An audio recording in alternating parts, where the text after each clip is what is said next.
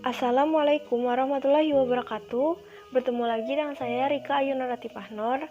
Di sini saya ingin mempresentasikan materi yang pernah dijelaskan oleh ibu dosen kita, Ibu Hayatul Musyida MPD, atau channel YouTube beliau M Gula Jawa TV. Nah, langsung saja saya akan menjelaskannya. Mengenai kesantunan berbahasa, kedua mengenai keterampilan berbahasa, ketiga teknik penulisan karya ilmiah. Kesantunan berbahasa itu terbagi menjadi dua. Pertama, kesantunan berbahasa linguistik, dan kedua, kesantunan berbahasa pragmatik. Kita bahas satu-satu dulu ya. Kesantunan linguistik adalah kesantunan yang dinilai dari segi bahasanya. Kesantunan linguistik ini memiliki 4 faktor penentu kesantunan. Pertama, panjang pendeknya tuturan. Semakin panjangnya tuturan, semakin kita santun. Semakin pendeknya tuturan, maka semakin tidak santun. Nah, contohnya, pinjam buku pasti berbeda dengan bolehkah saya meminjam buku? Nah, yang kedua adalah faktor urutan. Faktor urutan ini sangat mempengaruhi juga. Kalimat perintah yang letaknya di awal, maka terkesan tidak santun. Akan tetapi, jika kalimat perintah yang letaknya di akhir, maka terdengar santun.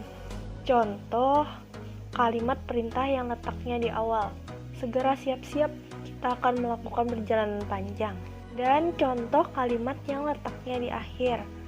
Kita akan melakukan perjalanan panjang, segera siap-siap.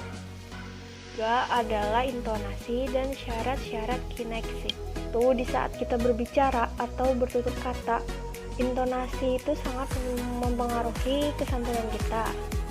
Tinggi atau rendahnya intonasi kita, menekan atau tidaknya intonasi kita juga sangat mempengaruhi. Tadi kan ada disebutkan isyarat-isyarat kinestik. Isyarat kinestik itu artinya mimik wajah kita, bahasa tubuh kita, kemudian ekspresi kita. Keempat, pemakaian ungkapan penanda kesantunan. Contohnya, tolong, mohon, maaf, bolehkah. Kemudian kita lanjut kepada kesantunan pragmatik. Kesantunan pragmatik adalah kesantunan yang dinilai dari maknanya, dari sebuah tuturan. Kemudian kita membahas kesantunan pragmatik. Kalimat perintah ini dituturkan melalui kalimat pertanyaan atau pernyataan, atau disebut juga kalimat interrogatif. Kesantunan pragmatik ini memiliki maksim-maksimnya. Pertama, maksim kerendahan hati. Semakin kita rendah hati, semakin santunlah kita. Dua, maksim pujian. Semakin kita memuji orang dan tidak memuji diri sendiri, maka semakin santunlah tuturan kita. Tiga, maksim kedermawanan. Keempat, maksim kearifan. Kelima, maksim simpati. Keenam, maksim kesepakatan. Selanjutnya saya akan membahas keterampilan bahasa.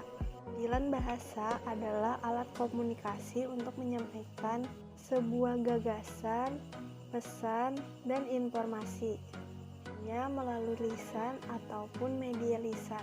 Keterampilan bahasa juga memiliki peran yang sentral demi terciptanya masyarakat yang santun dan beradab. Seorang dikatakan santun atau tidaknya itu bisa dikatakan dari bahasanya, seperti nada dan makna yang disampaikannya. Perlu kita ketahui ada 4 aspek berbahasa. Pertama, menyimak. Kedua, berbicara. Ketiga, menulis. Keempat, membaca. Nah, selanjutnya kita membahas tentang teknik penulisan karya ilmiah. Apa itu teknik penulisan karya ilmiah? Teknik penulisan karya ilmiah adalah pertama, menyajikan fakta-fakta yang dapat dipertanggungjawabkan. Kedua, menggunakan bahasa Indonesia yang baku. Ketiga, ditulis secara jujur dan akurat. Keempat, ditulis secara sistematis.